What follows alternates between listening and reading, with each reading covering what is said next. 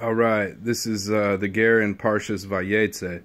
Vayetze Yaakov Beershava v'yelech Harana. Jacob departed from Beershava and went toward Haran. It says in the Midrash Rabbah, Chizkiah said, our forefather Jacob was 63 years old at the time that he received the blessings from his father Yitzchak. He subsequently spent another 14 years, during which he was secluded in the academy of Aver.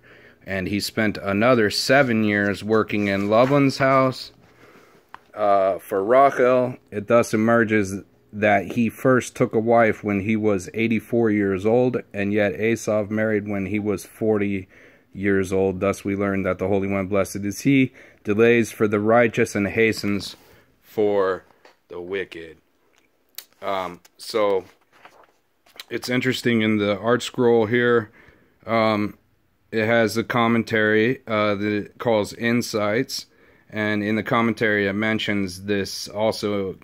It's brought down in the Gemara, and it's also mentioned over there that he spent time in the Academy of Aver.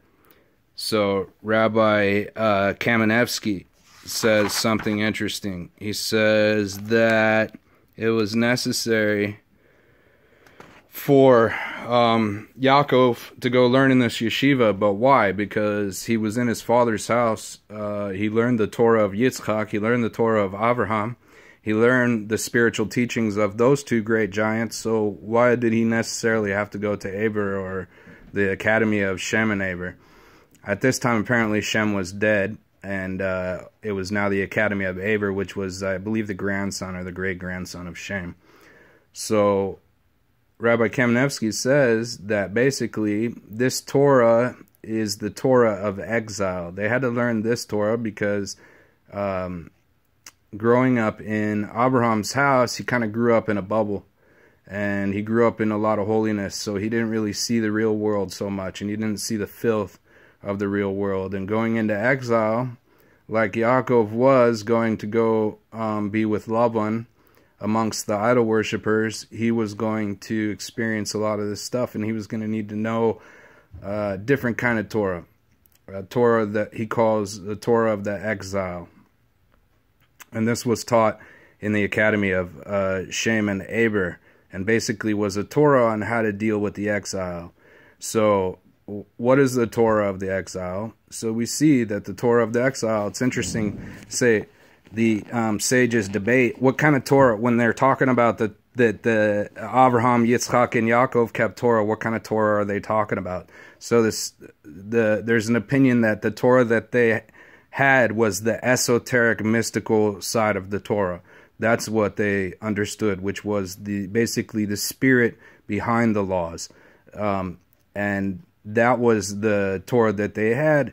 And so this was the Torah of Shem and Aver, the mystical side of the Torah. And when you get into the Midrashim and the Gadata and the Zohar, you have this idea fostered much more of making converts and the elevated status of converts and the necessity of making converts in exile, and the whole purpose of exile being to make converts. Even when it comes to Hasidus, we have the same idea.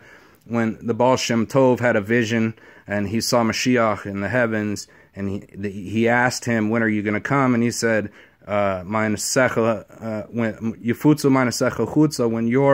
the well springs of your teachings reach to the outside. And we understand, Kabbalists understand chutzah to be the outside, to be chutz lamachane, the outside the camp, which is outside of the camp of Israel, which is where it's a hefker, bamidbar, it's a wilderness, it's an exile. Those that were like Metzora or somebody had Tuma, had to go outside of the camp and had to go to a quarantine, kind of like an exile. So this is all related. This is all related to the Torah of Shem and Aver and the Torah Academy of Shem and Aver, the Torah of exile, the Torah that when you go to these countries, you're not to be affected by them, but you are to affect them. And the only reason that Jews were sent into exile, like it says in Psachim 87b, is so that Gerim should be added unto them. And so that is the purpose of exile. And we see Yaakov is kind of in a sense, in a typological sense, going into exile into Aran. And he is going to need this Torah, and we'll foster this idea much more as we continue with Yaakov and his life, and we'll see this even more. So good Shabbos is coming up soon. It should be filled with rest and joy, and thanks for listening for the Ger in Parshas Vayetze.